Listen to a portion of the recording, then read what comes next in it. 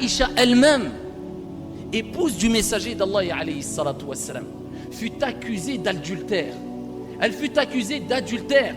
Et ce n'est pas une accusation des moindres, alors que c'était la mère des croyants, alors que c'était l'épouse du prophète alayhi salatu wassalam, et bien des hypocrites et des gens qui ont voulu semer le trouble dans le cœur des croyants et des croyantes. Et parmi eux, Abdullah ibn Ubay ibn Saloul ont lancé cette mauvaise calomnie, comme cela est répandu aujourd'hui face aux gens de vertu. On les accuse comme étant des fornicateurs, comme étant des gens qui trompent, comme étant des gens mauvais, alors que ce sont des pieux et des vertueux. Et cela est un signe de piété, que Dieu pense à toi et Dieu veut t'élever, ni plus ni moins.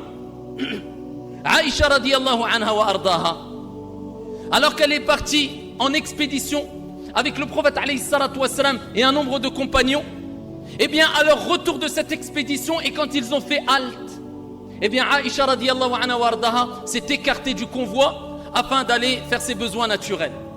À son retour, elle a mis sa main sur son cou et elle s'est rendue compte qu'elle avait perdu son collier.